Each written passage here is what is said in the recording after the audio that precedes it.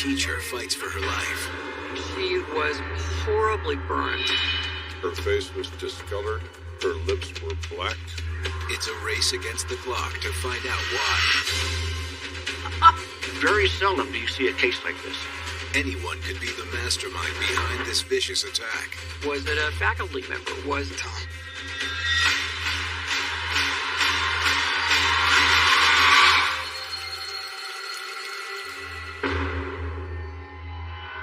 In my entire career, I have seen 3 poisoning cases. Poison implies planning.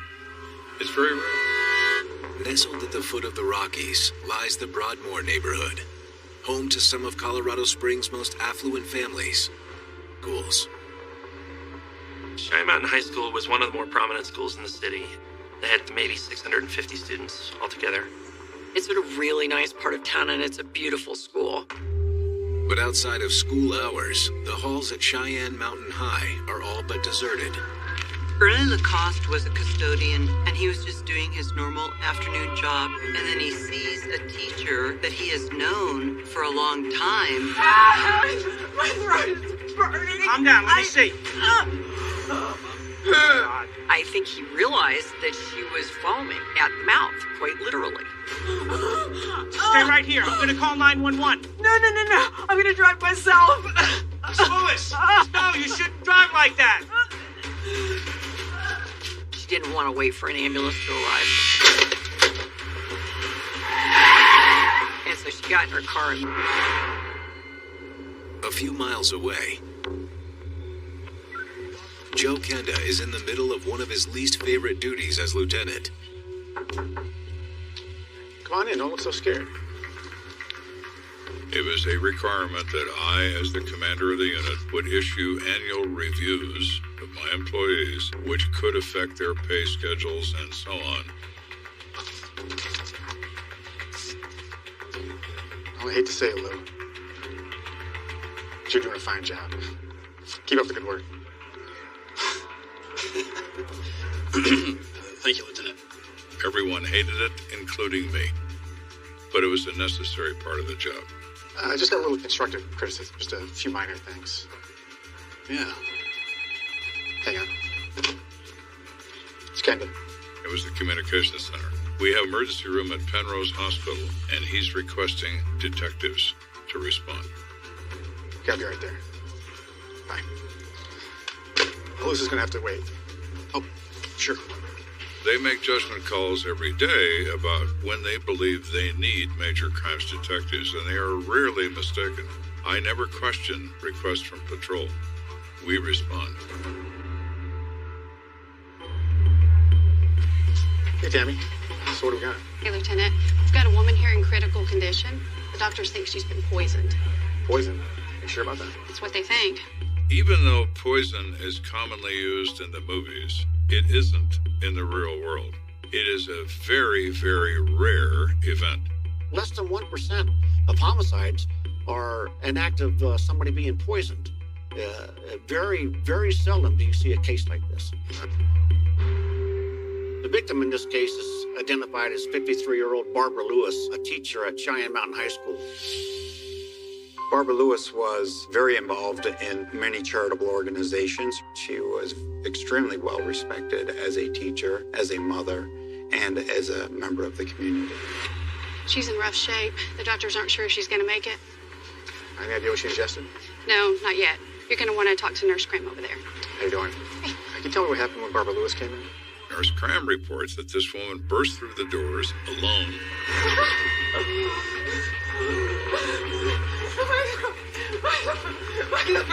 It's burning. I can't take this. Give me the bed. She had blisters on her lips. Her hands were burned. She was screaming almost unintelligibly that she'd been poisoned. Nurse Cram looked at her mouth and lips and saw they were turning black. Looked at her hands and saw second and third degree burns on her fingers and knew that this was an extremely critical circumstance. We had to give her anti-inflammatory meds. Did an emergency tracheotomy to open up her airways. It's pretty close to suffocating. Do they know how she was poisoned? some sort of caustic agent. Scarred her esophagus pretty much the whole way down. Reduced her airways to the size of a pencil. Way of saying a chemical that will burn living tissue, like sulfuric acid. Look around your own home. Bleach, batteries, all sorts of products that, if ingested, will cause burns. While the hospital staff doesn't know exactly what chemicals Barbara Lewis ingested, they have a good idea where they came from. Barbara Lewis brought in a water bottle that she had with her. Turn that over to nurse. Give the officer right over there. Thanks. Mind if I take a look? I'm not going to touch it. There appeared to be a clear substance at the bottom of the cup, so I took a whiff of the straw, and it really took me back. Oh, man. That is potent. It is obvious that someone wouldn't put a caustic chemical in their own water bottle. Barbara Lewis has been poisoned. This isn't crime. It's not an accident.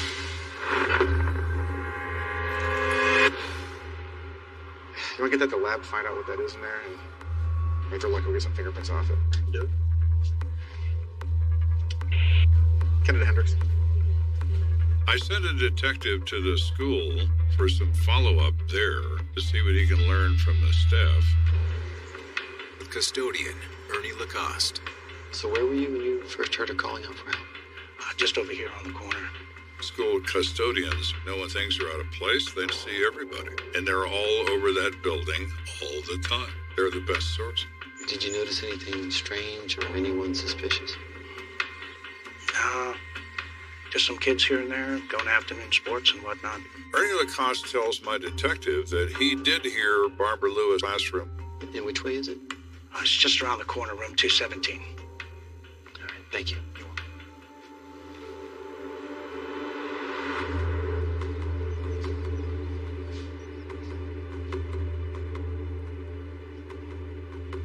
All the desks were in alignment. Everything appeared to be normal. Typically with a poisoning case, you don't have a lot of evidence like you would in some. You got blood splatter evidence. What the detective did notice is that the chair behind the teacher's desk is turned over, and there are papers from the desk scattered on the floor. Hendricks to Kenda. Go for Kenda. So I found where it happened. I believe Barbara was sitting in that chair and took a drink from contained water, and it didn't. And when the pain hit her, she jumped to her feet, the chair turned over. Papers flew off the desk, and she ran out screaming. Anything else? I'm afraid not. What is there to learn here? Not a lot. 10-4, go ahead and secure the room until CSI can process it. 10-4. It's clear Kenda and his team are facing an uphill battle. If you're a shooter, you need to be close. If you're a stabber, you need to be even closer. But if poison is your weapon, you don't have to be in proximity to the victim.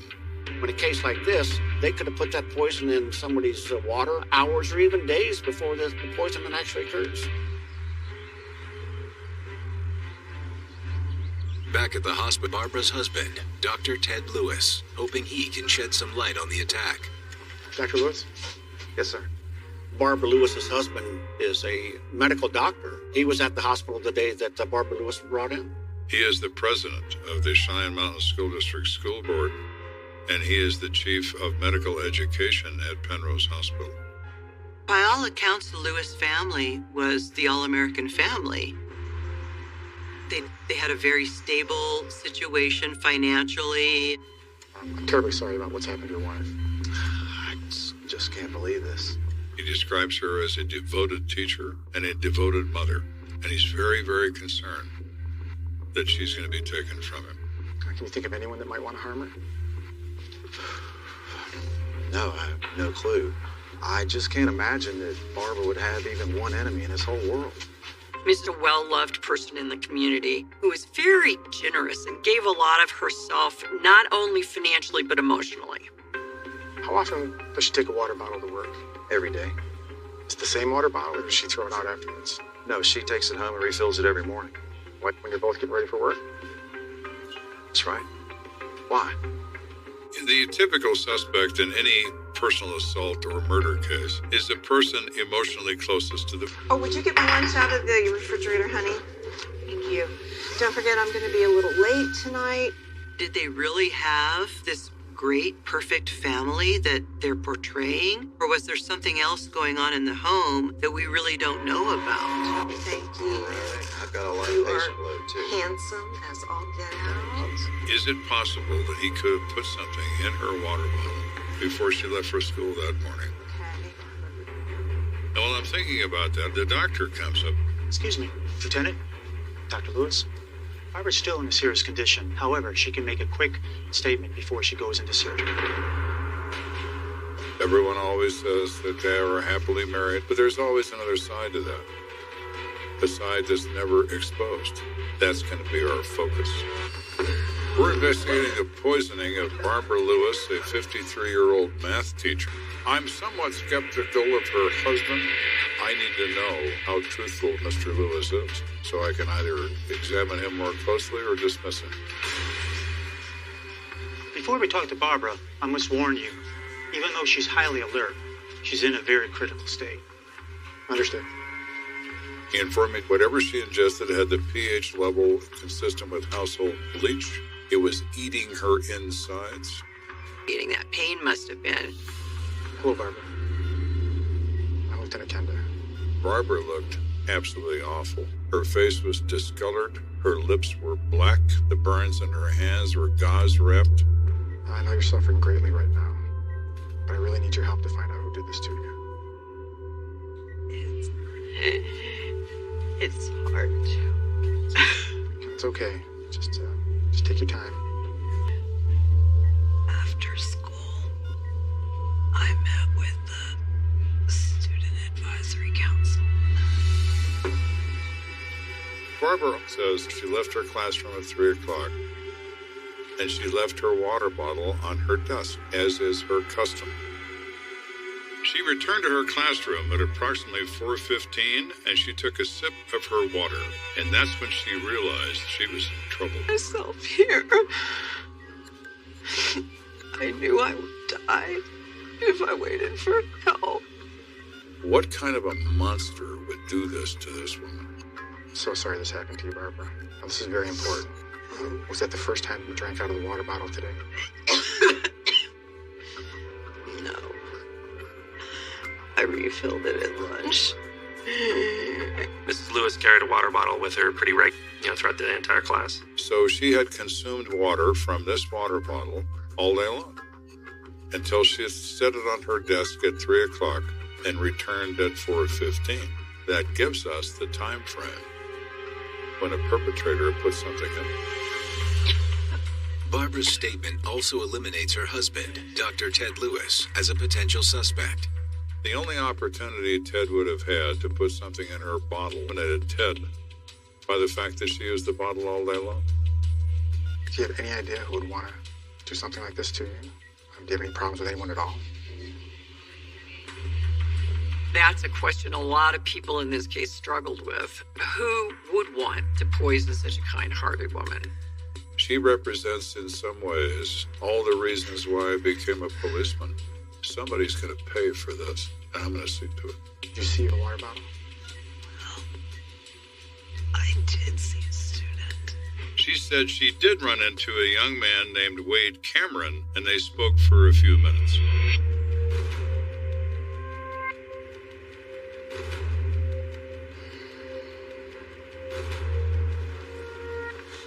Wade? Hey, Miss Lewis. I just... Conversation. It's the only person she recalls seeing before she picked up her water bottle. So who is Wade Cameron? And why was he apologizing to her on this particular day? But before Barbara Lewis can answer that question, the interview is cut short. I'm sorry. We need to wrap this up. Miss Lewis needs to be prepped for surgery. What about Ted? No, don't worry. We'll send your husband right in. And good luck with everything. While trauma surgeons operate on Barbara Lewis, Kenda and his team obtain an address for 17-year-old Wade Cameron. He lives in the Broadmoor area, a very expensive neighborhood. Some of the houses run well into the millions. Wade Cameron came from a pretty affluent family here in Colorado Springs. I had sat near him in several classes, and he was a likable guy. How you doing? I'm Lieutenant Kenda. This is Detective Hendricks. How can I help you, gentlemen? There was an incident at the high school today. I'd like to have a word with your son, Wade. I hope he's not in some sort of trouble. No, he's not in any trouble. We just need to verify a few things with him. Okay, come on in. Mr. Cameron was very cooperative, but he was very distressed at our presence and why we were talking to his son. Wade, ask you a few questions. Please have a seat, gentlemen. We explained that we're investigating an incident involving grievous injury to teacher Barbara Lewis. They were very shocked by this. She was poisoned after school and is in critical condition. The last thing that she recalls was speaking to your son before the incident. You don't think Wade has something to do with this? We said, Wade, we don't consider you to be involved in this. We just want to know what you had to say to her and why. Son, did you speak with her after? Yes, sir. Wade is a typical 17-year-old high school kid. He is nervous. He shamefully admits that he was apologizing to Barbara Lewis for skipping a class. Wade! I know I shouldn't have, but pre-cal finals were that day and I hadn't studied enough. So I begged a permission slip so I could skip it and have a few more days. I just wanted to say I'm sorry. Well, sorry might not be enough. And I'll make up the test as soon as you want me to. Son, I'm very disappointed in you. Dad, you don't understand. A C or D on that final would ruin my GPA. Wade Cameron's explanation of his contact with Barbara Lewis was just ordinary teenage stuff. Wade, did you see anyone in or around Miss Lewis's classroom before you apologized? No, sir. I don't remember seeing anybody. At this point, we've... Well, I appreciate your time. If you think of anything else, give us a call. I will.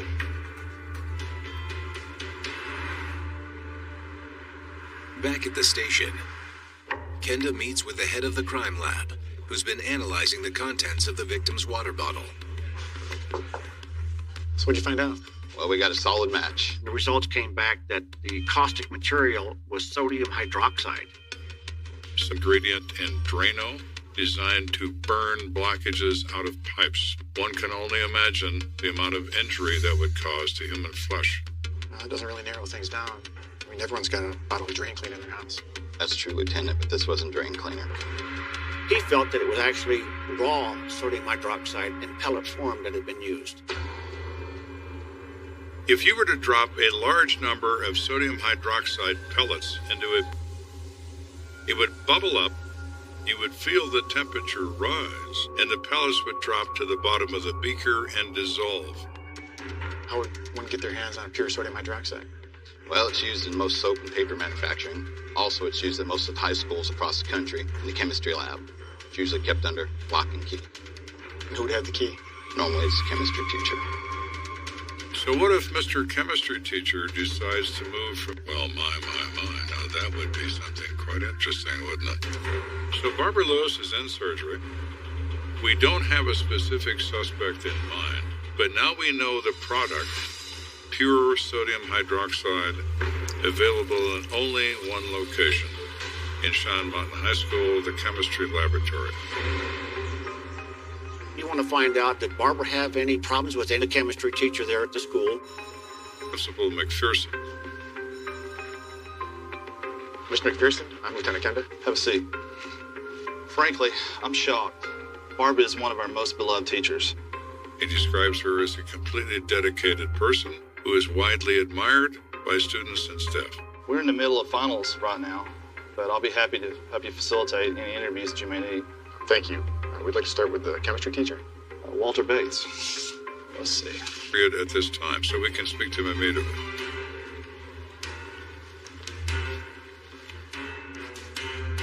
Walter? Yes. These detectives would like to have a word with you. Oh, sure. How can I help?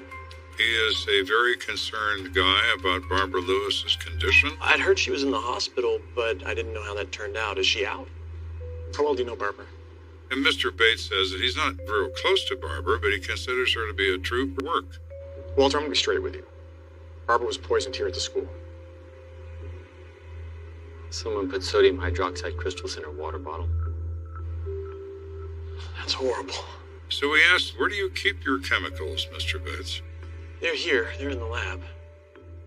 But to clarify, I had nothing to do with this. I would never hurt Barbara. And our response to him was, well, we're not saying you were, Mr. Bates. We'd like to know where the chemicals are kept. They're right back this way in the cabinet. He points out some shelving units that contain various containers, all of which are marked. Do you keep these cabinets locked? No. So anyone could just waltz in here and help themselves to whatever's in there? But I've just never really honestly thought anyone would want anything that was inside here. You know what's funny? Mr. Bates indicated that a flask had been found in the hallway outside peroxide pellets. Mr. Bates explains that earlier that day, one of the custodians found it in a trash can. The hell is that doing? And returned it to the lab. But unfortunately, there was no clear way to determine if any of the sodium hydroxide pellets were missing. He said we don't keep a close inventory on that. The product isn't liquid, it's crystallized. So they're tiny pellets. They look like BBs. What'd they do with them? Oh, they've been Clear as day that any student, teacher, or administrator at Cheyenne Mountain High School could have accessed this poisonous material if they wanted to. Although our chemistry teacher, Mr. Bates, has no obvious reason to harm Barbara Lewis, I simply can't take his word for it.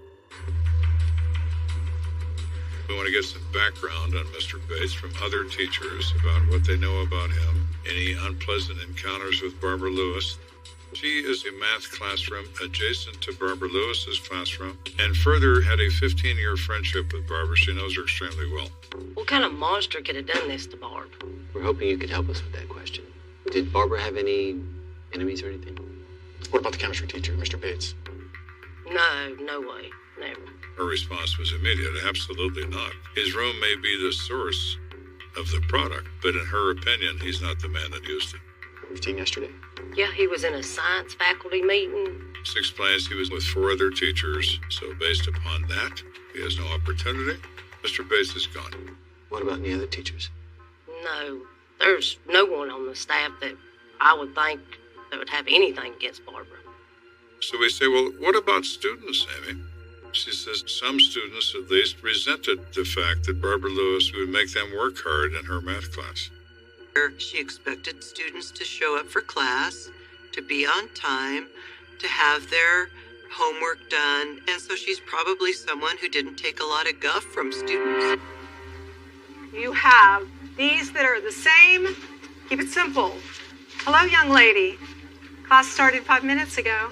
Mrs. Lewis was definitely not one to take crap from any unruly students. Let's talk after class, okay? All right. So, there was one, Johnny Diamond.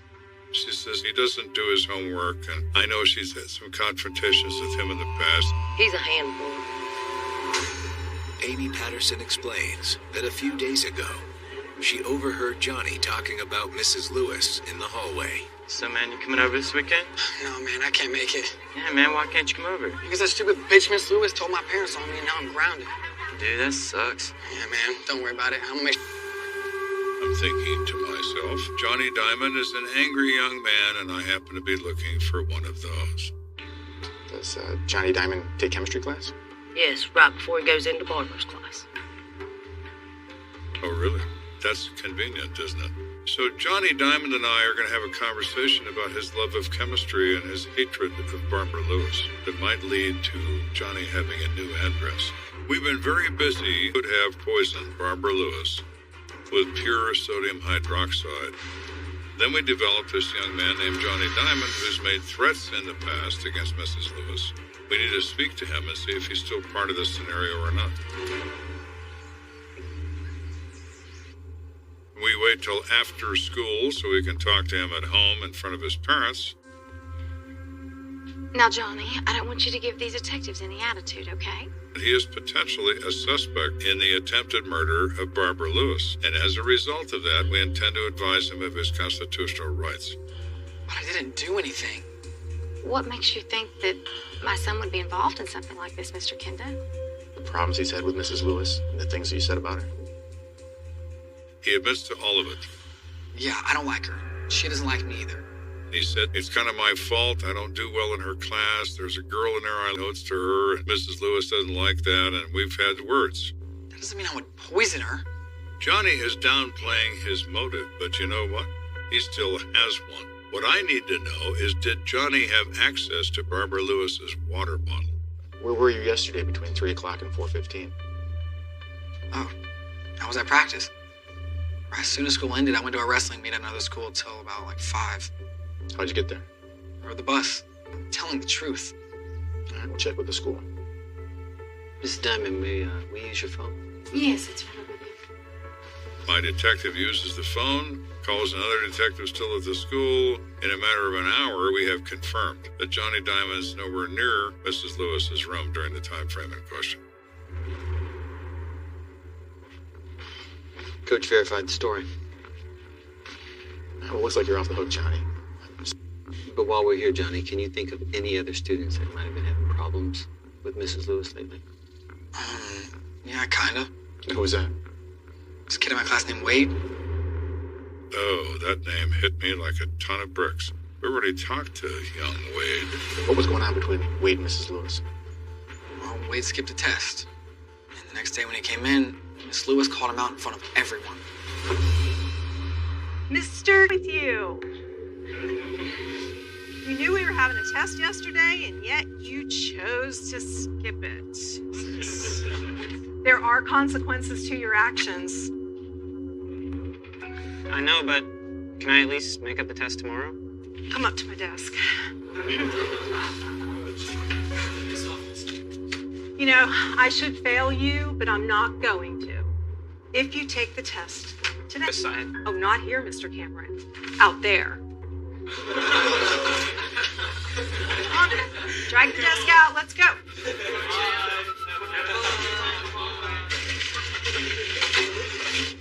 There you go. Good luck. She'd made him take the test in the hallway, and he did very badly on the test. He was so angry. I mean, he was telling me how he hated her, but he didn't say anything about her being... Okay, well, thank you, Johnny. If you hear anything at all, have your parents give me a call. Thanks. So we have Johnny Diamond pointing the finger at Wade Cameron. Okay, does that mean Wade's our man? No, but it means it requires further review. Sir, here's Cameron's school file. List of the teachers Wade has from the assistant principal, McPherson. The first such person is Kathy Eddings, who is his English teacher. I'm beside myself. I don't even want to go to work. Who could be so cruel?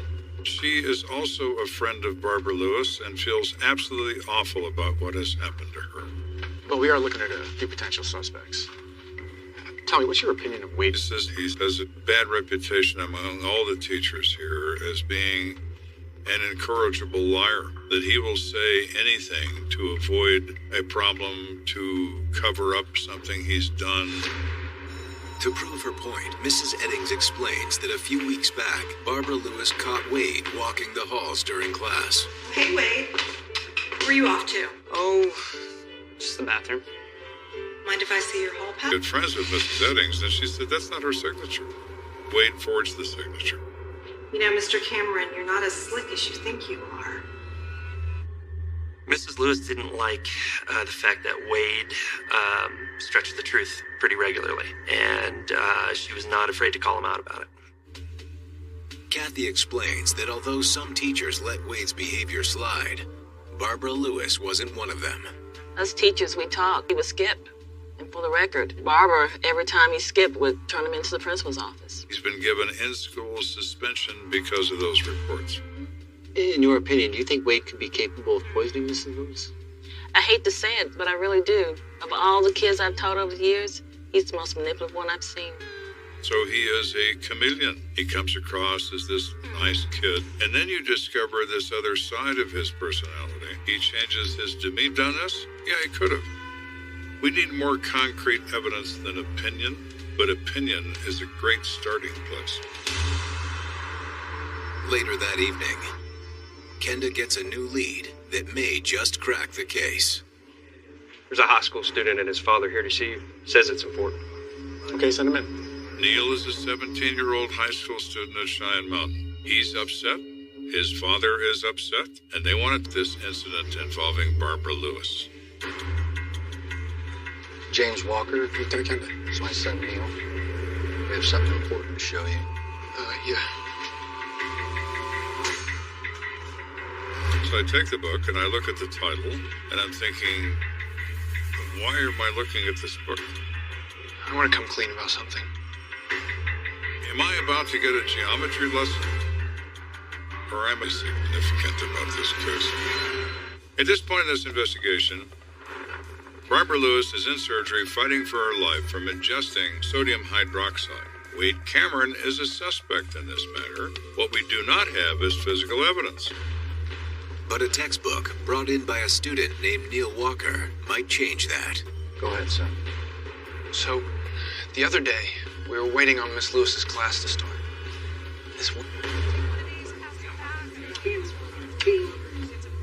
Dude, what are you doing? I felt little things flicking off my back. And I turned around and I saw Wade using his pen to flick these little whitish colored pellets. Cut it out, Wade. Neil Walker says that Wade has a small little bottle with him containing very tiny white pellets. Dude, stop. What is that? Acid. Don't let it sit on your shirt. It's going to burn a hole in it. When Wade told me that it was acid, I definitely believed him, because he didn't have that smiling, joking demeanor about it when he told me. I said stop! You'll tell him about the book. Oh, yeah. Open it up to page 130, give or take. Sure enough, you could see where something caustic had actually burned through several pages in that math book. Neil's correct about everything he said except for one thing. These pellets weren't acid. They're sodium hydroxide, and they wound up in Mrs. Lewis's water bottle by the hands of Wade Matheson. This case just went into high gear. Kenda has enough probable cause to arrest Wade Cameron for intentionally poisoning his teacher, solidify his case. Wade and his father were contacted and asked to come back to the police department for a further interview. We take them to an interrogation room. We advise of their rights. Oh, Wade, since last time we talked, we've learned a few things that lead us to believe that you're responsible for this crime. No, that's not true.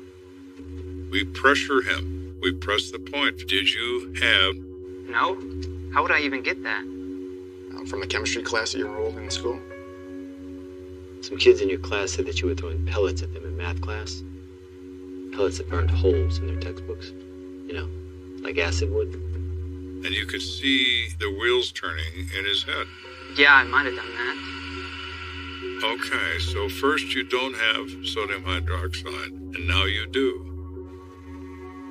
I did put something in a water bottle. Oh, my Lord. He admits that he saw some things on the floor that looked like salt. So I put a little bit in there, thinking it would just give her a bad taste in her mouth. So what, this was your idea of a prank? Yeah, I didn't know she would get hurt. He wanders all over the place in his statement, and when questioned, he changes the statement. I'm having a hard time believing anything that you're saying. 17-year-olds are awful liars. Particularly is just terrible at it. Wade, this isn't school, and we're not your teachers. Your punishment isn't going to be a couple days of in-school suspension. It's going to be prison time. And a lot of it. Okay, I get it. Wade ultimately confesses to getting a flask from the chemistry lab, but he does not admit that he knows what's in the flask. I left in class and forgot about it.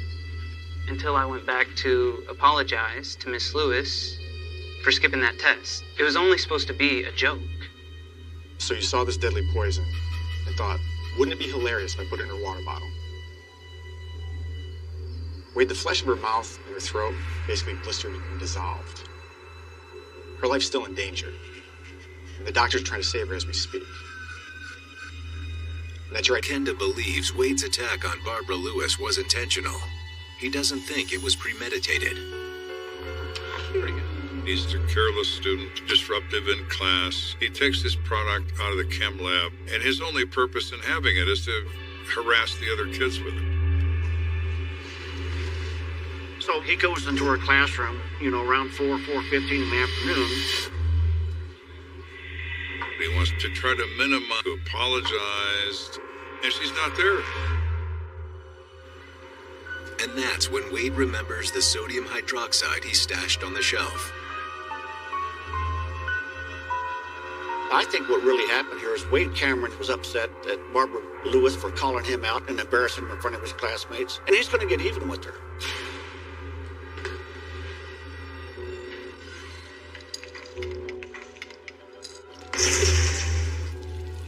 I think Wade Cameron was someone who was born in a family where privilege sort of enables you to act a certain way. He puts it in the water bottle without considering what those consequences are. Wade? Hey, Miss Lewis. She comes in, he apologizes, he leaves. She's getting notices that there's still some liquid in there, she's thinking it's just water. And wow, Autumn, all of a sudden, her throat's on fire. A 17-year-old blockhead attacking his teacher over nothing. It's incredible. We place him under arrest for one count of criminal attempt, first-degree murder, juvenile holding facility. Though he's only 17 at the time, Wade Cameron is tried as an adult. He is convicted of first-degree assault and sentenced to 18 years in prison. After serving 1 year of that sentence, Wade and his attorneys had filed for reconsideration of sentence. With the blessing of Barbara Lewis, Wade is offered a reduced sentence of 6 years in a youth offenders program. But only after undergoing multiple life-threatening surgeries. They surgically removed 14 inches of her esophagus because the scar tissue was so bad she couldn't swallow. Miss Lewis did eventually return to school a few months later. I was definitely impressed with how strong Mrs. Lewis was. To have been in that situation and been able to come back. Wish I were, where something happens and you adapt and conquer. Barbara Lewis is a heroic figure. That's a word widely used and overused, but in her case, it's true. After all of that, she returned to teaching because that was her passion. She has a warrior blood. A deputy sheriff is ambushed in the dead of night. This guy needs to be found immediately. Lieutenant Captain Dispatch. The race to find his killer Let this be a warning to every police officer out there. leads to an ominous manifesto. He will not hesitate to kill anybody that gets in his way. And a deadly showdown. Humans can do very evil things. Police all put. That's why I never left my house without telling my wife I loved her, because I might never get another chance. Majestic Pikes Peak. Nestled in its valley to the east is the city of Colorado Springs. Perched along its western slope is Teller County. It's a small county in comparison to the rest of the counties in Colorado. It's a very, very tight rural community primarily. There are a few of us that live up, and there's a whole bunch more that have vacation homes. On this crisp fall morning, Teller County Undersheriff Dick Geisen is headed into work when his radio crackles to life. This is dispatch to K-19. This is dispatch to K-19. Can you hear me? Geisen realizes the code name belongs to one of his deputies. K-19, please respond. Dispatch, this is Sheriff Geisen. What's going on? The Holloway. There was a fire scene, and there was some suspicion that it might be a suspicious fire. A deputy was stationed there to guard the scene overnight in the event that it was anything other than a normal fire. We haven't heard from him since 6 a.m. Normally, when we leave a deputy, they check in hourly, but he had not done so in the last hours. Copy that. I'm not that far away. I'll swing by and check on him. Over. So I drove out to the scene. I saw his car parked there.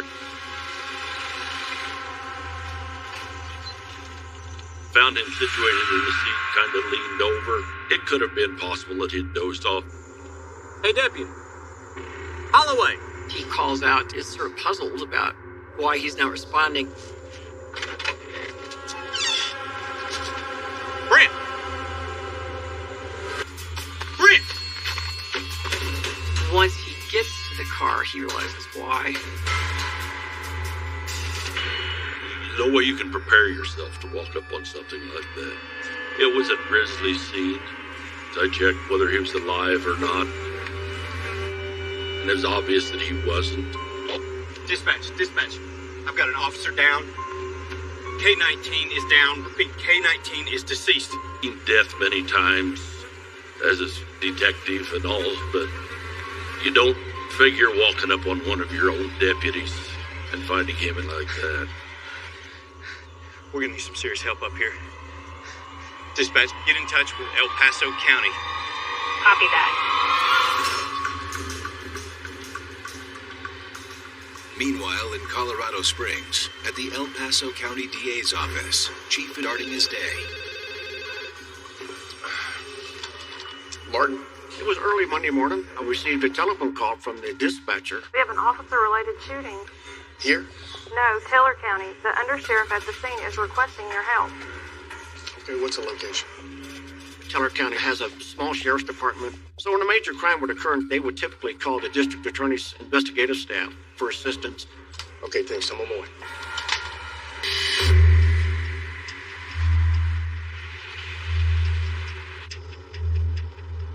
Martin is extremely experienced with enormously complicated cases, including officer-involved shootings. They couldn't have picked a better man.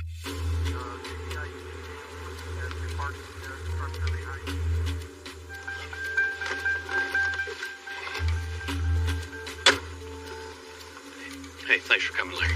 Yeah. Video of ours, young man named Holloway. He appears to have a gunshot wound to the head. Deputy Brett Holloway is about a 2-year veteran of the department. Law enforcement was to be his lifelong career, and he was one of the very nicest and best officers that we had on our department at that time. Brent was a young officer, just loved his job, loved law enforcement. His wife was a nurse. He was happy with what he was doing. Yeah, some cabin burned last night. This fire occurred at 1 o'clock in the morning. A resident in the area smelled smoke, saw a glow in the dark, and summoned the Teller County Fire Department. They thought it was suspicious. They placed Holloway at the scene to protect the potential evidence until they could return at first light. Did he shoot himself? Is it possible? Accidental or otherwise? To be honest, we really don't see it. There's not a lot of violent crime in Teller County, so it was suspected that maybe he had committed suicide. Martin and Geisen turn to the scene itself for answers. What do you think? It's awful large to be a handgun. The wound looked like it had been made by a large caliber weapon. His service pistol's not in his holster.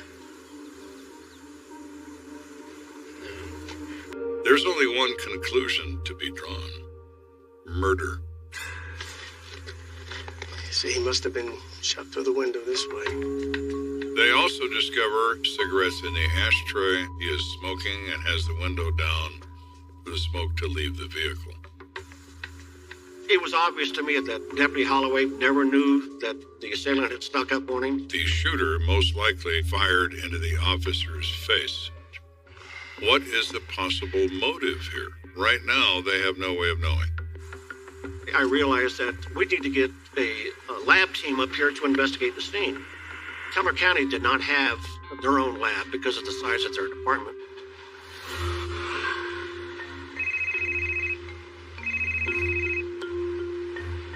Hey, Larry.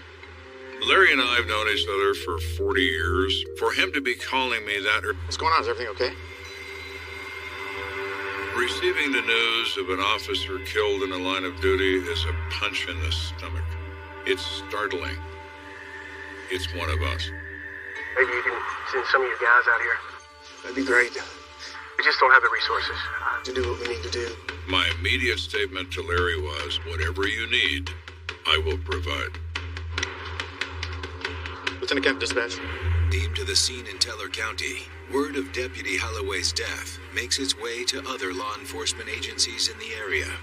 We had a lot of local support from the El Paso County Sheriff's Office, Colorado Springs Police Department, and support from all the federal agencies. Everyone was there. When the police officer has been killed in the line of duty, they will respond by whatever means is necessary to include their entire agency if protect our own. Around 9:15, Kenda's team arrives at the crime scene. As they begin processing Deputy Holloway's cruiser, Larry Martin devises a plan to track down the shooter.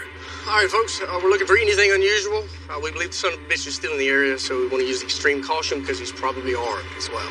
We've got a very large area to be concerned with here. So I need to make sure that the teams are working together. Even search the woods to see if maybe a suspect is hiding out somewhere. Thank you so much for being here. Over the next several hours, the officers canvass the area. This is a remote mountain covered in pine trees and underbrush. It is rough. It is very, very rural and could easily conceal themselves in these woods. They wanted every home cleared and every vehicle looked into. Any place that the suspect could be hiding, he wanted searched. Unfortunately, the search yields no evidence related to the shooting. But Larry Martin has a nagging feeling. More and more as this investigation goes on, I'm of the opinion that this fire scene are connected somehow. Is it in fact an arson? Arsonists often like to admire their work.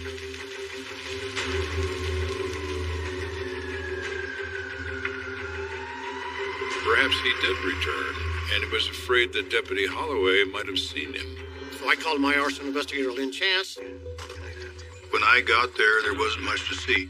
In the business, we call it a black hole. And collapsed into the lower floor of the cabin. Based upon my preliminary scene investigation, we couldn't find anything that was obviously an accident. One of the major concerns of arson investigators is that the owner has ignited the property to recover the insurance value. Is this an insurance fraud case? Is it possible that the homeowners decide it's necessary to forget that? When the homeowner arrived on the scene, he was very angry. No! What's going on? This was our vacation home. We're sunk! So how long do you own this place? But as they talk to him, they discover there is no insurance policy on this property, and they are able to confirm that. That eliminates any possibility of fraud. Though the cabin's owner has been eliminated as a suspect, investigators soon get wind of another person of interest came to me. Sir, so we came across something kind of interesting. He had been interviewing some of the volunteer firemen. He learned that Officer Holloway had some words with one of the firemen by the name of Walt Mercer. He says they became enemies over some incident that occurred at a fire. Well, is that enough to kill somebody? I don't know. Mercer was actually out here last night fighting a fire. Walt Mercer knew that Deputy Holloway was dispatched. Is it possible that after everyone left, Mercer returned and took his revenge on his enemy? Feuds have a tendency to simmer until they explode into violence. We are investigating the Teller County Sheriff's deputy shot to death while guarding the scene of an arson fire. Federal investigators have been digging for clues at this cabin in Teller County. It burned down early Monday morning. Martin is in charge of this investigation. He has found a suspect and a volunteer fireman named Walt Mercer. Mr. Mercer, thank you for coming in today to speak with us. Had him come in for an interview about the argument he had with Brett Holloway. Could you tell me exactly what the beef you had with Deputy Holloway was all about? Are you talking about the emergency thing? That was nothing.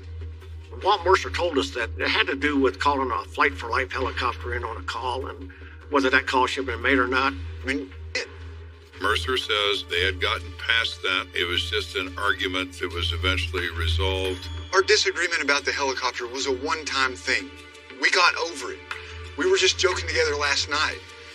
When I found out this morning that Brent was dead, I still can't believe it. Mercer reports that after the fire, he went home and went to bed and never returned to the scene. Walt Mercer was very cooperative, but how do we do that? Well, let's talk to Deputy Holloway's wife. She would know if he had any problems with Walt Mercer. But before Martin and Under Sheriff Geisen can interview Brent Holloway's wife, they have some gut-wrenching business to attend to. Death notifications are extremely difficult in any situation. They are somehow infinitely worse when it's a fallen comrade. No. Kelly, Please tell me he's okay. Brent was shot last night, didn't he? He didn't make it.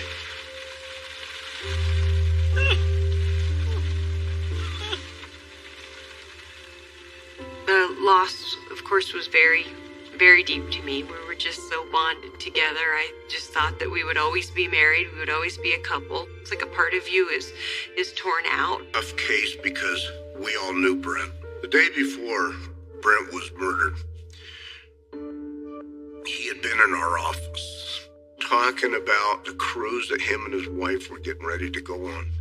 And he was really happy.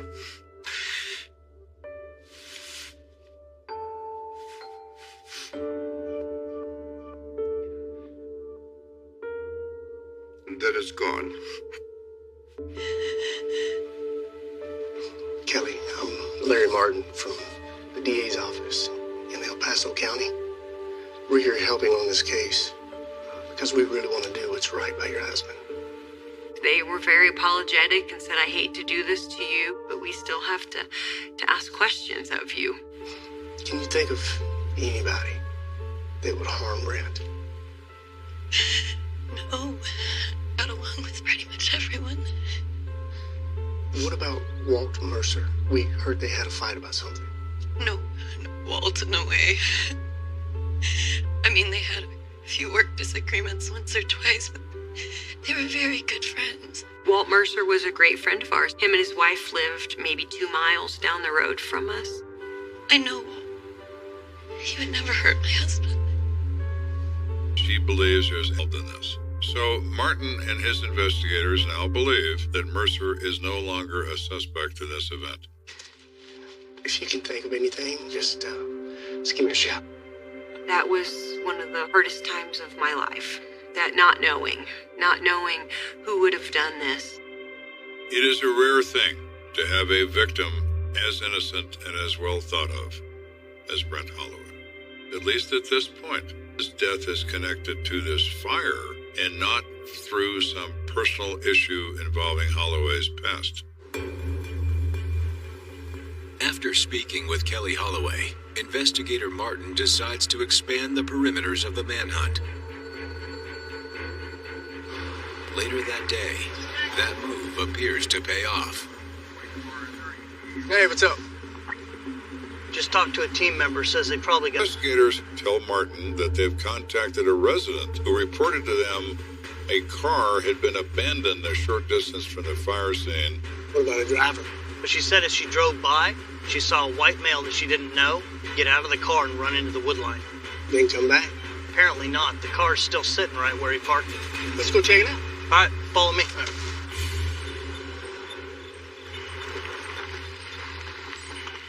First thing, strange area, but there's no houses nearby, no cabins nearby. It was totally out of place. You run the plates? Yes, sir, I did. The license plate comes back that it's registered to a Matthew Sherwood, who lives in Colorado Springs. Matter of fact, it did come back as being reported stolen. Really? Once we found out that this car had been reported stolen to the Colorado Springs Police Department, we reached out for assistance. I've got an abandoned vehicle out here. It's registered to Matthew Sherwood, Colorado Springs. I was hoping you'd send one of you guys out there to investigate. Matthew Sherwood. Now this becomes a significant find. You have discovered a vehicle several hundred yards from an arson fire and a dead policeman. It's extremely likely that the person operating this vehicle is responsible for the fire and the murder as well. Perfect, thank you. This guy needs to be found immediately. We have had the murder of an officer in Teller County.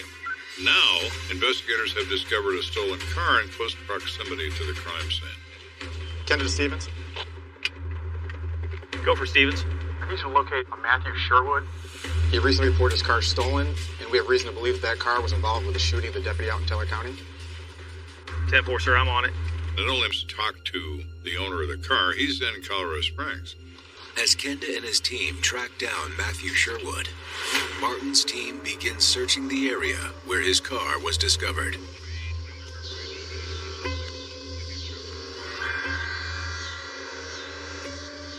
Hey, Wilson. Yeah, look at this. Better get Martin. Investigators reported back to me that, yes, they had found something. What you got? Check it out here. They find 3 different mason jars containing what seems to be gasoline with a cloth wick pushed through the lid of each container. Molotov cocktails. Basically, it's a homemade firebomb. Well, at least we know what started the cabin fire.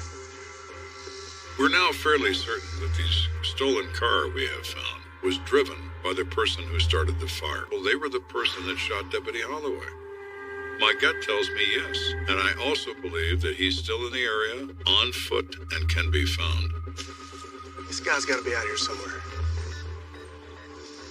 When you have a killer on the loose that has killed a police officer, he is probably the most dangerous predator that there is. He will not hesitate to kill anybody that gets at him, leave any rock unturned.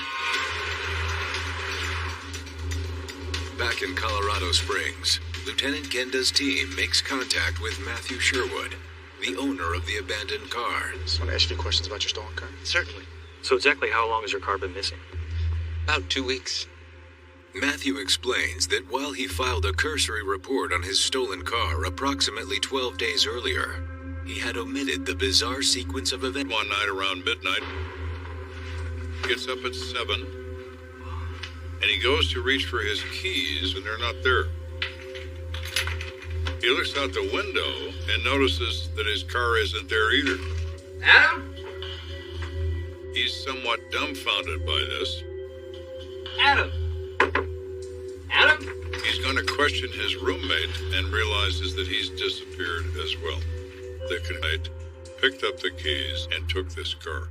I haven't seen my car or my roommate since. Okay, what can you tell us about this guy?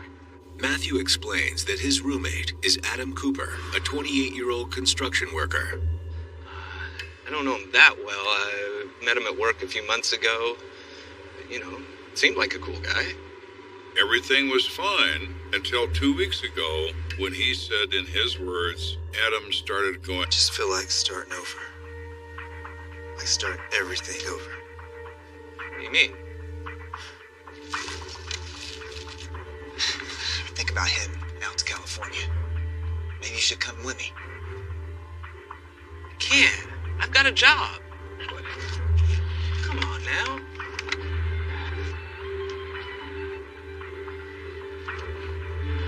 Can't believe you guys found my car and take it all the way to California.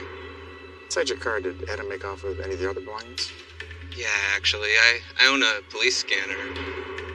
It's missing. I think he swiped it.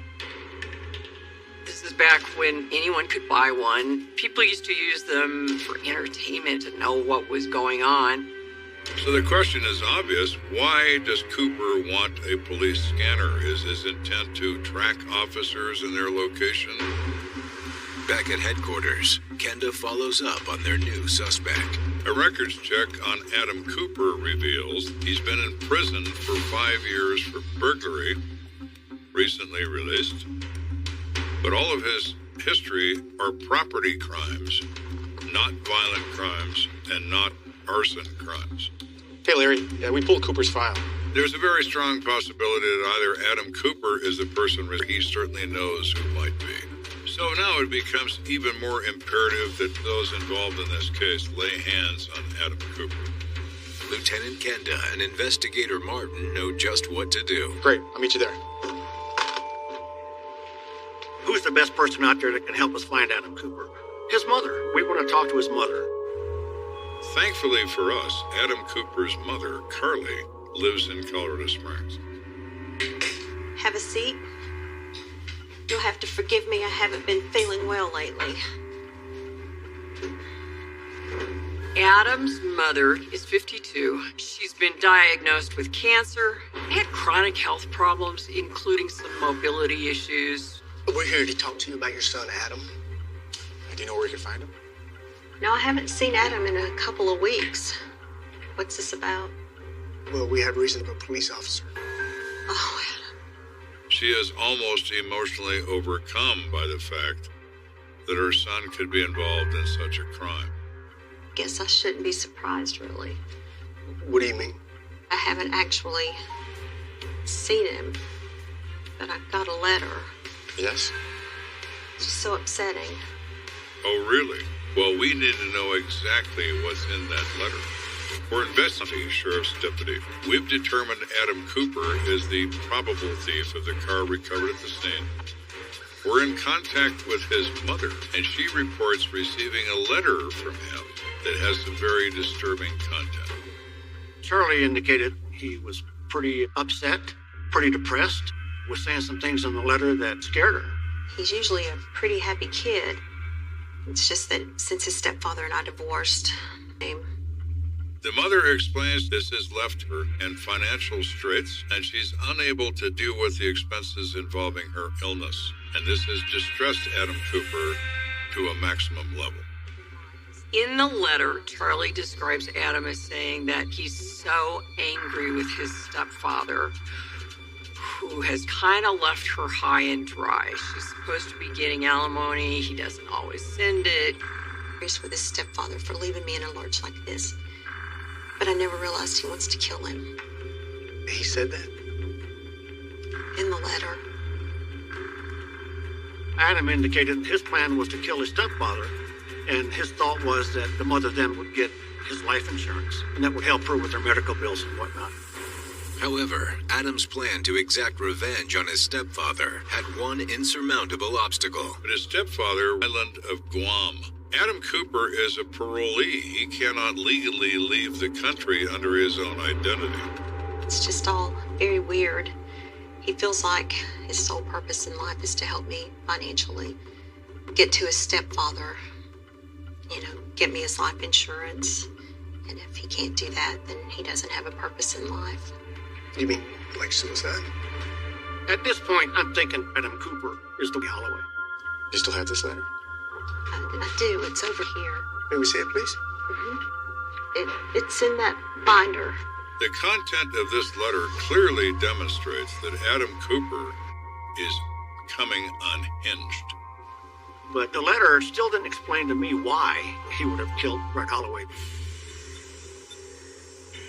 And as the sun sets over Pikes Peak, Investigator Martin decides you cannot search in the dark for an armed and dangerous individual unless you're suicidal. First light, we get all of our people together and distribute photographs of Adam Cooper. This here is a picture of him. I put teams together. I didn't want individuals searching for Adam Cooper on their own. I remember it like it was yesterday. Team 6 was my team. Let's go get the son of a bitch. As the teams face to Martin receives word of an important development.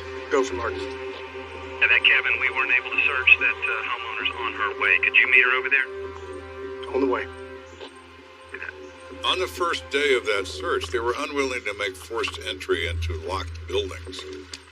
There was one particular cabin that they had not yet searched, and that owner finally has arrived at the scene. I saw it on the news. What's going on? We've just been looking around. We want to make sure that everything's okay. You mind we get inside? No, that's fine. Okay, It's good. thank you.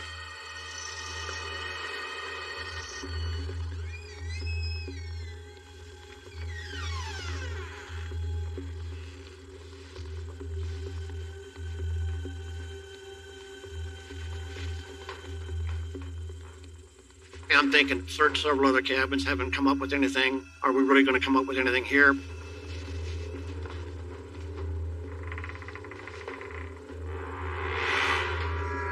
They're about to clear this, and Martin notices a look on the owner's face. What's up? Somebody's been here. We asked her how she knew that. She said, well, looks like somebody's been eating food, and there's some clothes on the floor that do not belong to us. My husband and I haven't been here for almost a month. All of a sudden, we heard a noise on the second floor. Go, go! Martin immediately radios they have a possible suspect contained. I want all the closest units over here right away. The first search team that arrives is led by Detective Rocco of the Woodland Park Police Department. I believe he's on the second floor. Remember, he's probably armed, okay? All right, let's go. These are trained officers, and they're going to handle this as an entry team. Weapons will be pointed. You guys ready? Yeah, ready. Everyone is on alert.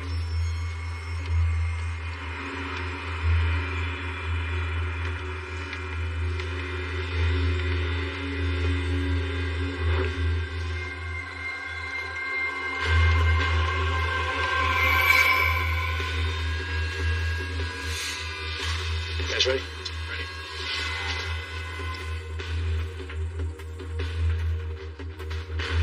Reliably less than 3 feet wide, and I thought, wow, that's a dangerous situation right there for a police officer. Your only retreat is up or down. There's no place else to go.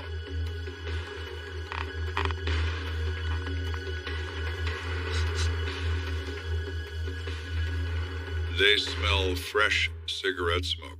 Now they know somebody's there.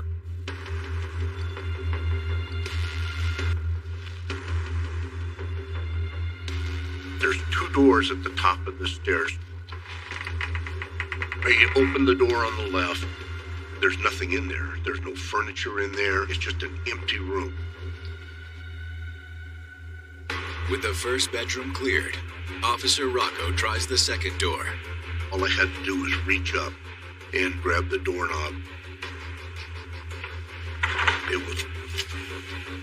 I heard a sound. The sound was metal to metal, a click click, which is distinctive to a police officer. Every police officer knows this sound. There's no question that's the operating slide of a semi-automatic pistol being cycled. Someone is placing a live round in the chamber and cocking the hammer. When I hear that sound, I know that this guy are prepared to engage in a gun battle to the death. He's already killed one police officer. He's not afraid to do it again. Those officers now know that they are in a life and death circumstance, and they're prepared to cut this suspect down. Police department, open up. Show me your hands. I told him he was surrounded and he wasn't going to leave that room unless he surrendered. I'm standing on the front porch. I hear this going on. And then I hear a gunshot. Immediately react. Oh my God. Are my guys being shot at? Or my guys doing the shooting?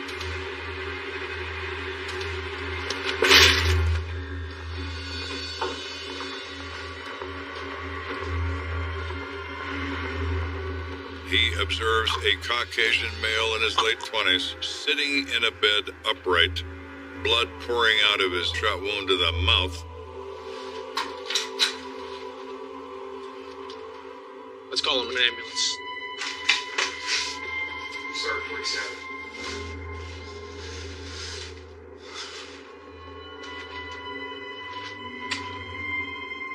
It's him. It's Adam Cooper. He shot himself. Mr. Cooper had been threatening suicide to his mother, and he apparently decided this was the moment to carry in one of us. He wasn't responsive at all. Medical arrived on scene probably 5 minutes later, but he died. Martin sees the weapon on the bed is a Smith & Wesson 6906 9mm, obviously Deputy Holloway's gun. There's a 12-gauge shotgun behind the door of the bedroom, and there's a police scanner on a table next to the bed. But it's what police find next to the scanner that sends chills down their spine. It's a check from a local bank made out to law enforcement in the amount of one dead officer, and it's signed by Adam Cooper. I was repulsed when I saw that. You're actually writing out a check for the death of a police officer? It's despicable. Every police officer in that room is probably thinking, is there any possible way we could kill him again? Let's get him out of here. I felt, wow, is this the way this investigation is going to end? I know that Adam Cooper is the person who took Brett Holloway's life. What I don't know is why. Then, in an unexpected twist, Larry Martin unlocks the end. I've seen investigators come in, and he had found a journal that apparently he had been writing over the last several days. The contents of it are absolutely startling.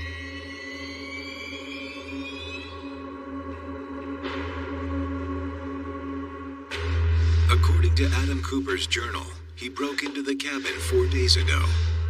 He's contemplating suicide. Shotgun, which was stolen in a burglary sometime before that.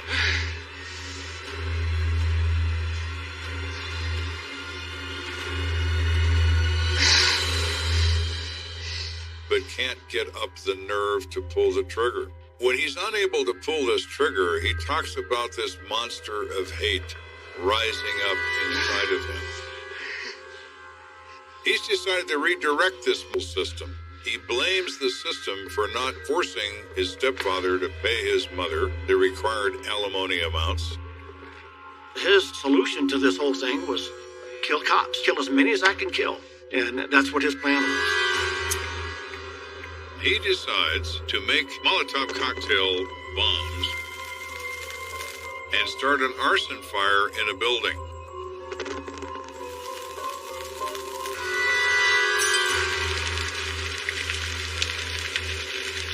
And when the police arrive, he's going to pick them off one by one. I believe he was using a police scanner to hear when the police officers were coming. 10-4. I don't believe a code A has been done. The complainant originally called in advising. But when he set that fire, not only did the police officer show up, but lots and lots of people for him to do what he actually wanted to do. But according to a journal entry written later that night, Adam overheard something on the scanner that changed everything. He's listening to the officers and hears one particular officer who they refer to on the radio as K-19. That is Brent Holloway's call sign. As the units begin to clear, K-19 is in and guard the scene until daylight. Cooper now believes he has his opportunity.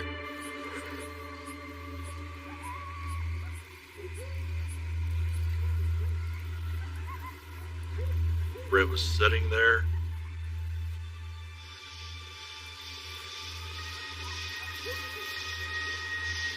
He could sneak up from behind unseen in the dark. Brett would never have seen. Cooper sticks the shotgun in the window and shoots the officer in the face. After he killed the officer, Cooper explains in the diary he is overwhelmed by guilt. He wonders about the officer's family, if he has children, and he rants on and on about the evil of what he's done.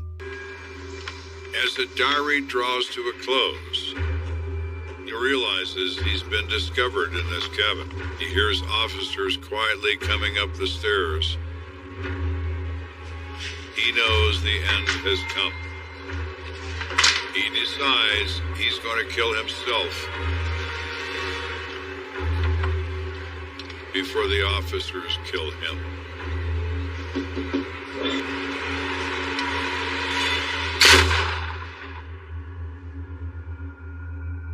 I was angry, very angry when I heard that he'd killed himself. And I could never forgive him for that. He should have stood trial. Brent was the first line of duty death for the Teller County Sheriff's Department. Hundreds of law officers, family, and friends turned out in Teller County Sheriff killed in the line of duty. By the hundreds, they came to the mountaintop to pay their last respects. It's a small sheriff's department.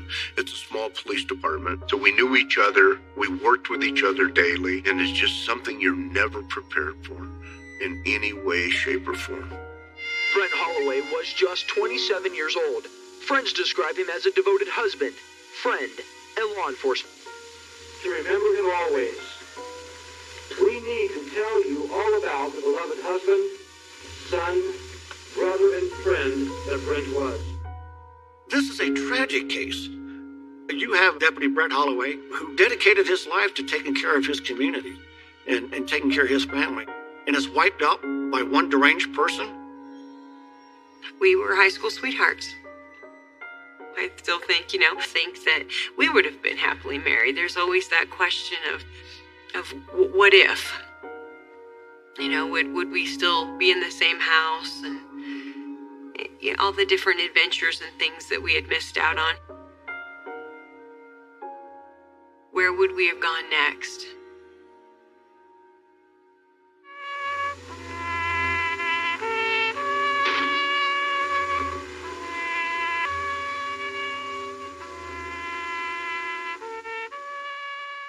Deputy Holloway was the salt of the earth, the very person to be loved and admired in this country. How do you suffer through this? As best you can. 2 riveting investigations from the case files of Lieutenant Joe Kenda. What's going on with your face? What happened? First, a grainy videotape shootout. We know there was a conflict between 2 groups. Maybe watch your mouth. And we know there's 2 separate gunshots. Video doesn't lie. Cameras see everything. They're the key. Then, a shocking attack. Mr. Howard? On a 97-year-old man. Oh my God! We're all vulnerable, but especially when you're old and can't take care of yourself. What sinister motive is behind this vicious assault? Why didn't I'm covering up the facts here. If your anger and your emotions are out of control, they have a tendency to come back and haunt you. Always. Emotion trumps everything, including human luck. It's Saturday night in Colorado Springs. And store clerk Cloretta Chandler is minutes away from... She's ringing up a purchase for a woman inside the store. Hey, listen, I was thinking about buying a lottery. And as she's ringing, they hear this pop. This caused both of them to give each one kind of a quizzical look, like, what did we just hear? Was that a car backfire? Did you hear this? As they're standing there, just trying to put it together what might have happened, they hear a second pop, and then... Oh my God. Oh my God.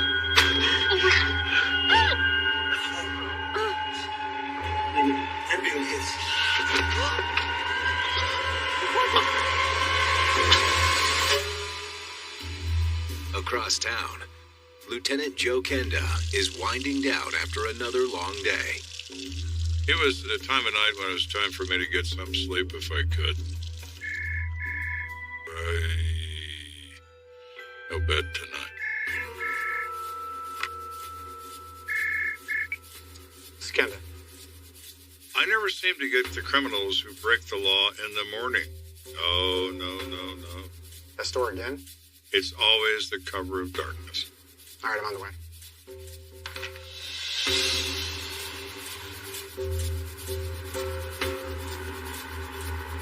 Kenda arrives at the scene and is greeted by Detective Brian Ritz. So here we are again, huh? Here we are again. Who do we got this time?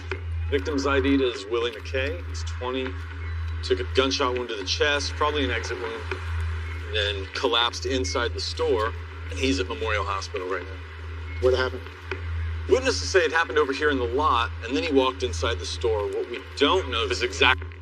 Usually with a firearm, you get some kind of shell casing. So we're looking for physical evidence that might help identify the exact location of the scene. Even if investigators happen to find shell casings in the parking lot, there's no guarantee they were discharged during this particular incident. It's been an open-air drug market in that particular area for quite a few years, no matter what police efforts have been put in there. It would not be uncommon to find expended casings and slugs in this parking lot that had nothing to do. But then, Kenda hits pay dirt. Hey, Brian.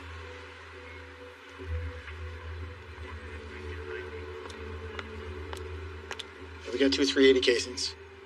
We got drops of blood here. They look fresh. Might have happened right here. How you doing? We got 2 casings. You want to go ahead and process those? Yes, sir. The EMTs mentioned an exit wound, right? They did. Let's see if we can find a slug. So a great deal of the energy of the bullet is absorbed by passing through the body and is generally close in the area where the victim was found. We search the lot and we do find a perfectly formed .380 caliber slug. Think this is our guy? It's gotta be in. Look there, still got bullet wipe on it. Bullet wipe is human blood that is seared onto the surface of the slug by the heat body at supersonic speed. We're pretty sure that we're looking at the bullet that struck our victim.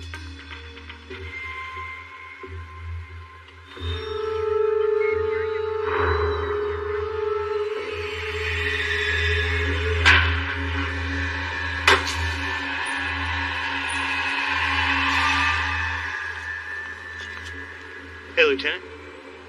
We got a witness back here. Says he basically said... I'll go talk to him. Why don't you go inside and see what you can find? The uniformed officers at the scene introduced us to an individual named James McGraw. Mr. McGraw? Yes. I'm Lieutenant Kenda. I understand you were outside and this all happened. I was. I was standing over there by my car. It was pretty crazy to see this all unfold. I kind of knew something bad was about to happen. I just had a gut feeling. And all of a sudden, this car pulled up. The 2 guys kind of got into a rumble. They were going at it for like a few seconds. Then the dude pulled out the gun and shot it up in the air. I was frozen. I couldn't really move. I was just kind of stuck in the moment. After that, all hell kind of broke loose. Then I saw another guy get into a guy's face, and at that point, I heard a second gunshot. Hurry up, man. Get his damn car. The guy was standing in the parking lot like he was in a total daze. So then he made his way towards the convenience store. I kind of started to make my way in there.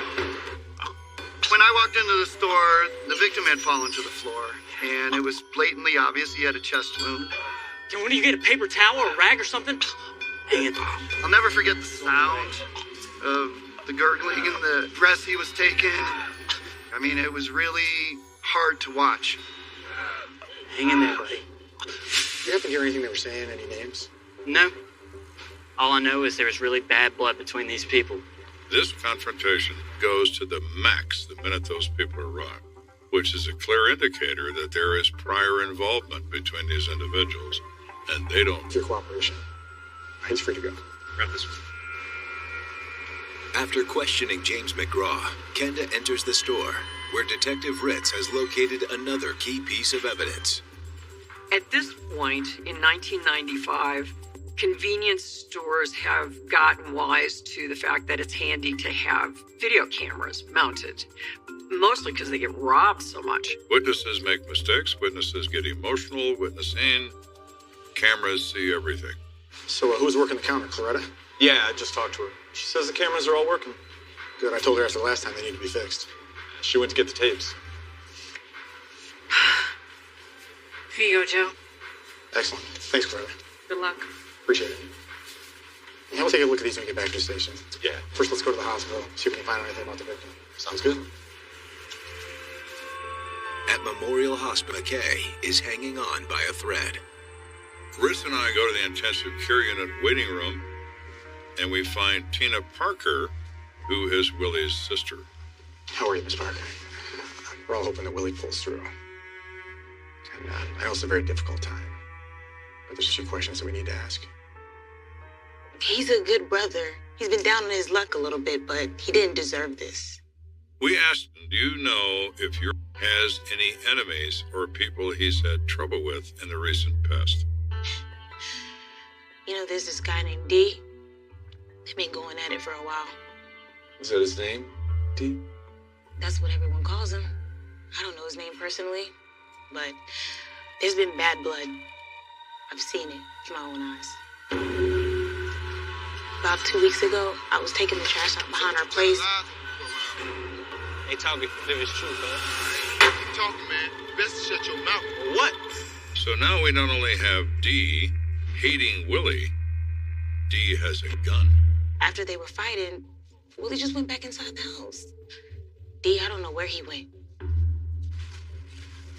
While we're talking with Tina, the intensive care unit doctor comes in, and it's pretty clear to us he has something serious to tell her. I'm sorry. We did everything we could. We just couldn't save your brother.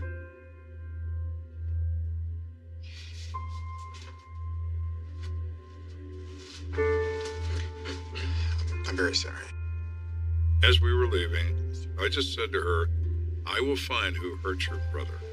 That's what I do.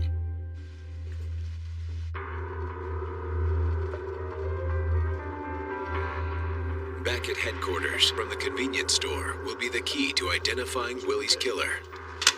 Go.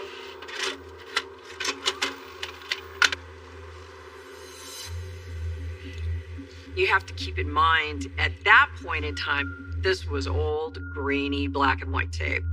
The quality is just awful. Somebody's own mother couldn't recognize them in this tape. Can't make out what's going on. It's just a lot of pushing and shoving. Shows an altercation in the store's parking lot, but that's just about the only thing that is clear. However, the video's not entirely useless. What's that in the rear window of the car the shooter's getting in? Almost looks like a temporary tag. That means the car's been purchased in the last month. Yeah, but from where? It looks like a Honda. How many could there be? They were sold to an African American between 28 and 30 years indeed. We have to hope that it's a local dealer, but it is at least a lead. What the dealer can probably produce for us is a name. And once I have a name, we're in business.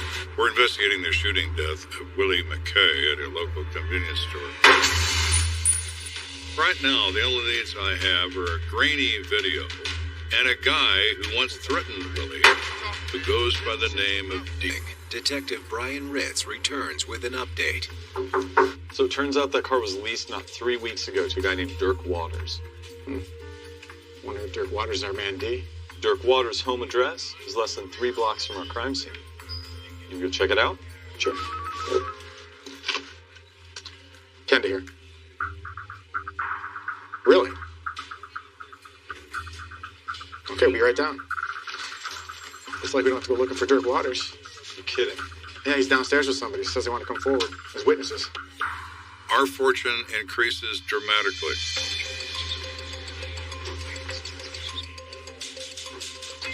Hi, I'm Lieutenant Kenda. It's Detective Ritz. How you doing? I'm Dave Waters. How you doing, sir? Dave Waters. Hi, Angela Cutter. I understand you two were outside when Willie McKay was shot? Yes, sir. We just came here to explain to y'all what we witnessed. It is a suspect. And in our initial conversation, it's really more of a conversation, not an interrogation. But all of that changes in an instant. When we saw in the newspaper this morning that the guy died, I told Dee we should go to the police and say something. Well, my. You go by D? Yes, sir, I did. We now know that this is at least a good suspect. Angela, why don't you go with Detective Ritz? Mr. Waters, if you come with me. Okay. Individuals so that there's no collusion going on between the storytelling. Have a seat.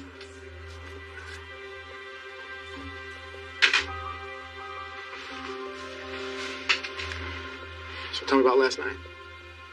It was me and a group of friends just kicking it in the apartment. About around 9 o'clock, me and Angela decided we wanted to get some snacks from the store. Apartment, didn't really know him, but, he was like a friend of a friend. He decided to ride with us. Dirk Waters explains that while Angela was inside the store, he and Junior were hanging out in the parking lot. We're kicking it outside, and next thing you know, Willie pulled up. Them ain't real gold, so yo, y'all gonna stop coming. You know these guys? We will. Let it go. You know I said don't call me that. So Willie just came out of nowhere? Did you know him? Waters explains that he knows Willie from a social perspective. Met him through a friend. But lately, he's just been tripping. Just bugging out on me. Saying I have a thing for his sister. I understand that. Yup. So comfortable. Yeah, they very comfortable. It's Walking Dana! What's going on? Talk to me. Hey, bro, what's up with you having eyes for my sister, dog? Are you a married man? Cuz you know you can't be doing. Maybe I should call the MPs down at Fort Carson, man. Let them know you've been cheating on your wife. This infuriates Waters because he had been in the Army for 8 years. He intends to make the Army his career. The military has very strict rules about adultery. They see it as a crime. Sounds like he really pissed you off. Pissed enough to shoot him? I didn't shoot him. Here's the thing. We have eyewitnesses that saw you fire a gun. Are you saying that wasn't you either? He immediately admits to it. Yeah, I did it. I was so angry, I pulled out a handgun that I had and I fired in the air to make Willie go away. So at the store, maybe that was a chance to finish things once and for all? I'm telling you, man, I didn't shoot him. It looked weird, but I ain't shoot that guy. As soon as we heard the gunshot, we got the hell on, me, Angela, and June. Dirk goes on to explain that people in the neighborhood, between Willie and I, and when I saw in the paper that Willie had died, I thought I better get down here to the police station and explain myself. That's why I came down. In an adjoining interview room, Detective Ritz is pressing Angela for her version of what happened. I didn't know anyone actually got shot until I read it in the paper this morning. Is that right? Angela tells me she's inside the convenience store. She hears the commotion.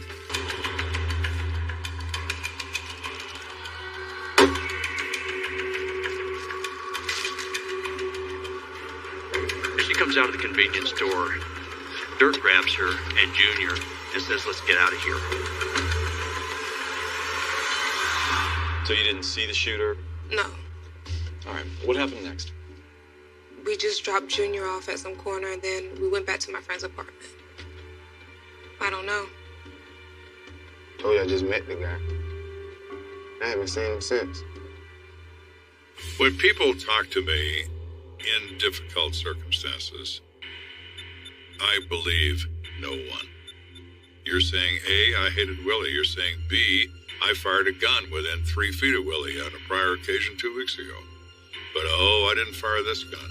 Even though Kenda and Ritz have their doubts about they have nothing concrete on which to hold them. Nothing led to probable cause to believe that they committed a crime. So we took their statements and subsequently let them go out the front door of the police station. Dirk Waters still remains at the top of Kenda and Ritz's suspect list until a tip comes in that takes the investigation in a whole new direction. Hey, Lieutenant. So we just got a phone call from somebody asking if we picked up David Reese yet for the murder of William's file.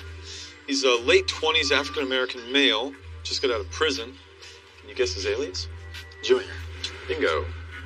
Well, now that fits very nicely. Because Dirk says, and Angela says, the third person in the car was Junior. What do you know? Maybe our friend Dirk was telling us the truth after all.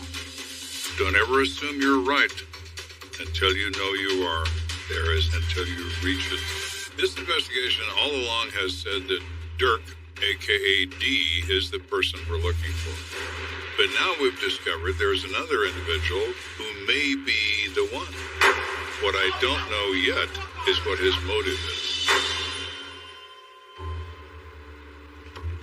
Our informant also told us that Junior here is staying in an apartment complex over on the east side. Okay, let's set up on that place, see what kind of activities go next.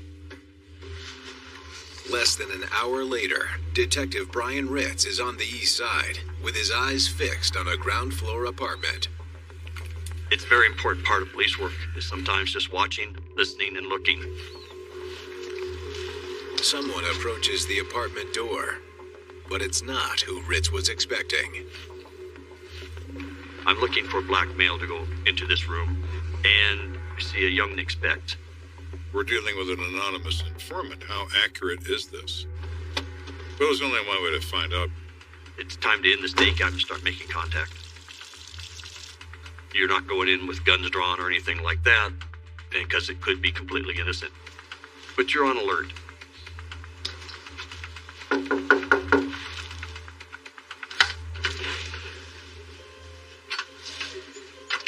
May I help you? What's your name? Maria Bates? Miss Bates, I'm looking for Junior. Do you know him? Yeah, Junior's my boyfriend. Is he here? No? Do you mind if I come in for a second? Sure.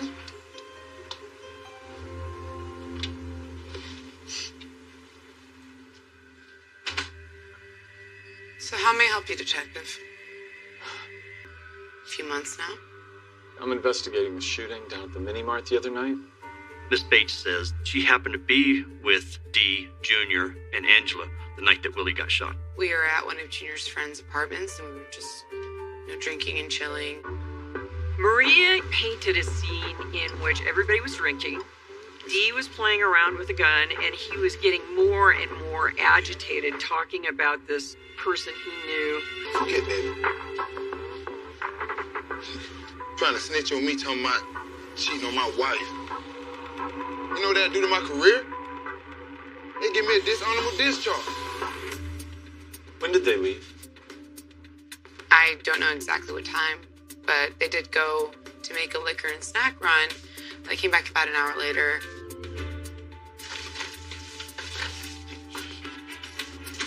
He said when they came back, What is going on with your face? Junior had a cut on his face, Hit you? and that everybody was very upset. What's going on, guys? Nothing. Come on, let's just get out. Yes, I'm calling to see if Willie McKay was admitted. Hey, man, come on. Baby, nothing. I ain't talking to her. Oh. He's dead. What happened after that? Junior and I left. Where is he now? I don't know. I haven't seen him since yesterday. We need to hear from you if you see him again, if he calls, anything. Sure. Appreciate that. We have a statement from Angela that they dropped Junior off on the road and then went home.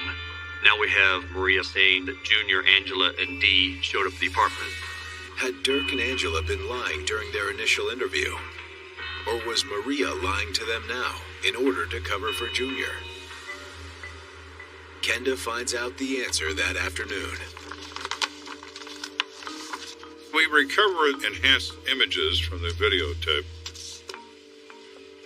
They're certainly not perfect, but it's clear in one of these photos that when Willie comes in and falls across the counter, Angela is standing. Kenda decides it's time to haul Angela Cutter back down to the station for another interview. I don't think you've been truthful with us. What do you mean? Well, you said you didn't hear Willie been shot until you'd read it in the newspaper. Looks to me like he's bleeding out right in front of you. Why don't you just tell me the truth? You know who shot Willie.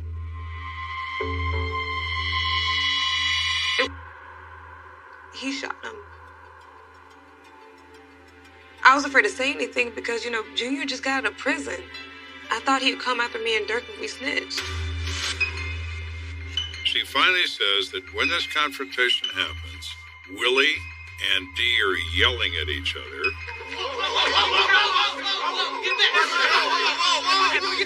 And Junior pulls out a gun. Angela tells Kenda that after Junior fired that first shot, Willie McKay took the confrontation to the next level. Junior is a street person. He's been in jail. He doesn't tolerate this behavior from people. You hurt me? Watch this.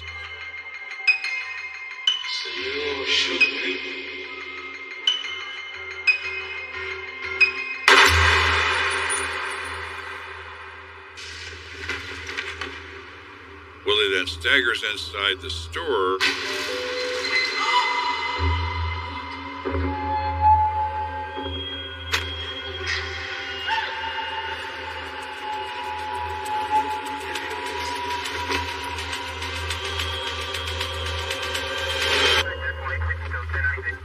Kenda and Ritz have what they need to arrest David Reese, aka Junior, ultimately convicted of manslaughter and sentenced to 16 years in prison. Dirk Waters and Angela Cutter are never charged. Human emotion is an incredible thing. It can create circumstances that result in violent death. In this particular case, Willie McKay's anger and emotions were out of control, and he paid the ultimate price for it. Leaves an elderly man on the brink of death.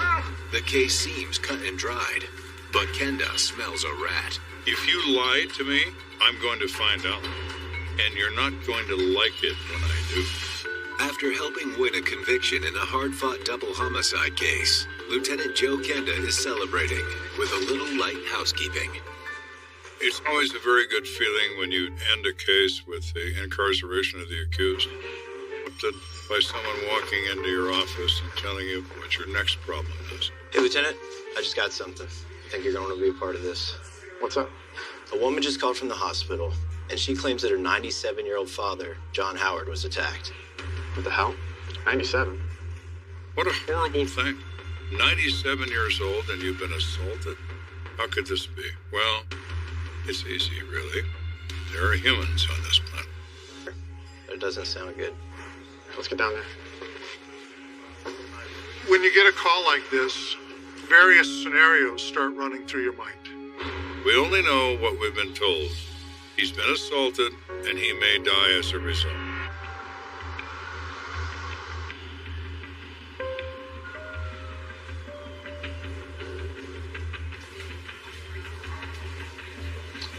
Hello, I understand it. He was admitted 9 days ago.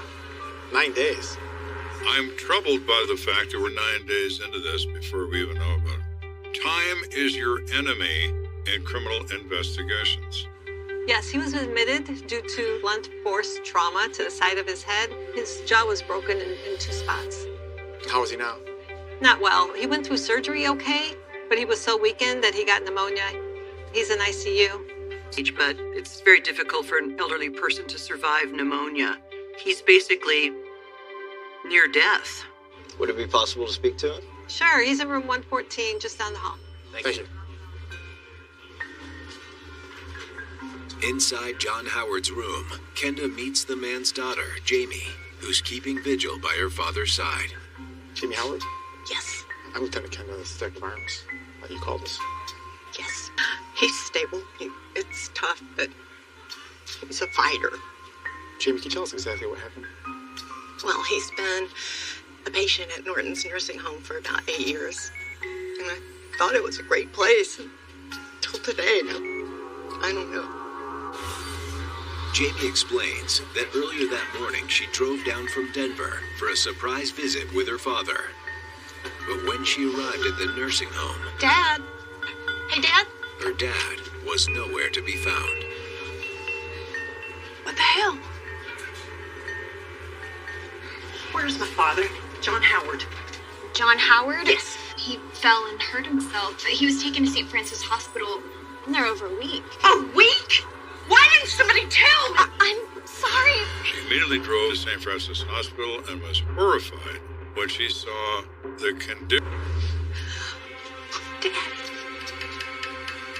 The bandaging, the bruising, the respirator, intensive care.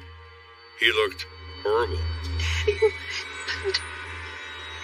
Fist in eye.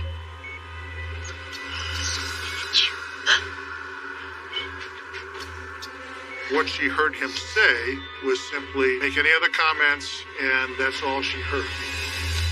I looked at him in the bed, and there's not a mark on his arm. The only mark is on his face. Unless he found a way to fall and land on his face only, he didn't fall down. Somebody did this to him. And I find it a little weird that they didn't immediately tell me about it. Well, you did the right thing by calling us. We'll get to the bottom of it. Is it an accident? Is it intentional? Could be either one. We are beginning with an injured patient. We have to end with an explanation for how this injury occurred. Detectives begin their investigation at Norton's nursing home, where John Howard's injury allegedly took place.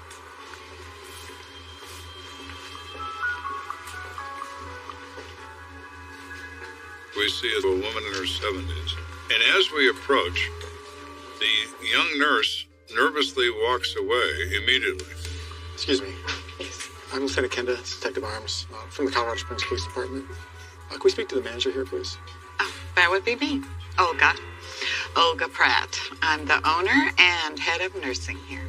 Ma'am, we're investigating an injury to one of your residents, John Howard, about 9 days ago. I understand he fell. Yes. Nurse Janet York told Olga what she witnessed. She walked by Mr. Howard's room and heard some moaning coming from inside the room. Mr. Howard? Hello? Oh my God! Mr. Howard, Kenny, what happened? I don't know. He must have hit his head on the toilet. I just turned around for a second to grab something and I heard him fall. Nurse Janet and the orderly, Kenneth Berzinas, helped Mr. Howard to his bed. Janet thought it was best to get an ambulance, so she called 911, and he was immediately transported to St. Francis. I'm always curious about who is present when bad things happen. Where is Kenneth Berzinas right now? Can we speak to Kenneth? Oh, he's not here. If a patient is, well, the policy is immediate suspension. Miss Pratt, I have to tell you that according to John's daughter, he said he was punched. She says, well, Mr. Howard has been a difficult patient. Mr. Howard has quite the reputation for making up stories around here. On many occasions, he has claimed abuse by orderlies, but in every one of those cases, it was just orderlies used him. Okay, well, we'll be in touch. Thank you. Of course.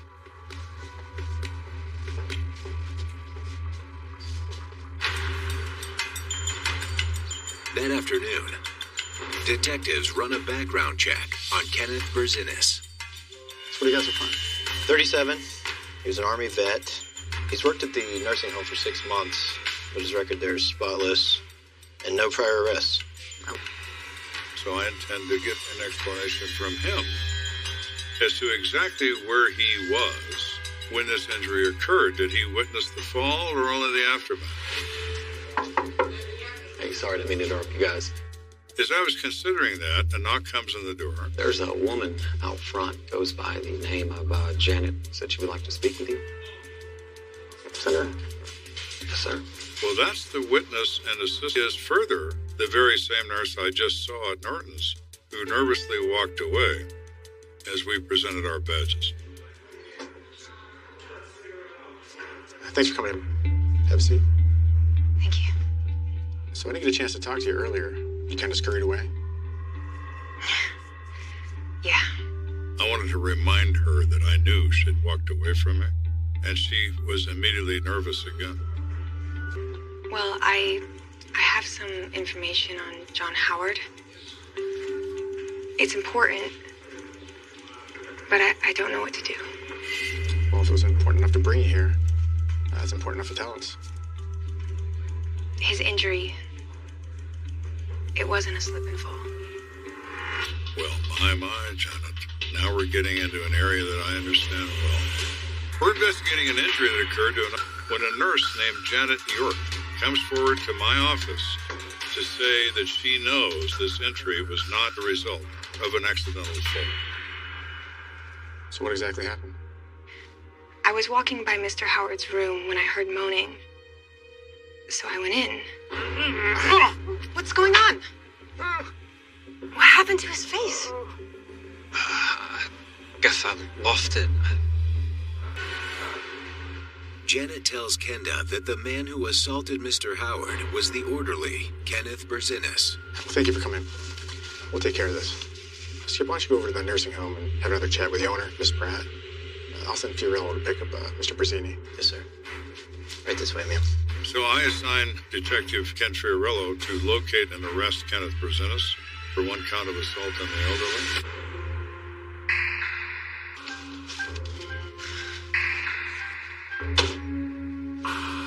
Excuse me. Are you Kenneth Berzinis? Yeah. Detective Fiorillo. I need to ask you some questions about what happened to John Howard.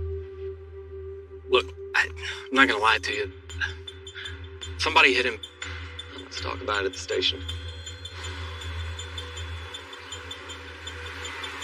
From the outset, seems eager to tell the truth. Okay, Kenneth. Let's start from the beginning. Go ahead and tell me what happened. Okay, I started working at the nursing home about 6 months ago. I was warned about Mr. Howard that he could be difficult. But I'm a vet. Compared to what I went through in Vietnam, this was nothing. All right, how are we doing today, Mr. Howard? What do you want? Upset? It's a nice day outside. Close the window. Get the hell out of here. What he needed to do was to get Mr. Howard out of bed so he could sort of remake the bed. When he tried to do that, Mr. Howard was resisting his efforts and was screaming and yelling. I told you you did. All of a sudden, out of the corner of my eye, I saw Mr. Howard raise his fist.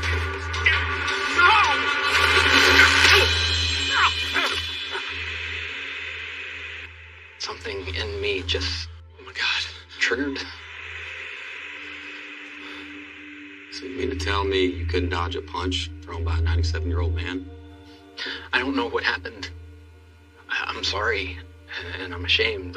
I know he was hurt really bad. I didn't mean to react that way. Okay, Kenneth. I believe you. But Olga says that you told her that he slipped and fell. Why lie about that?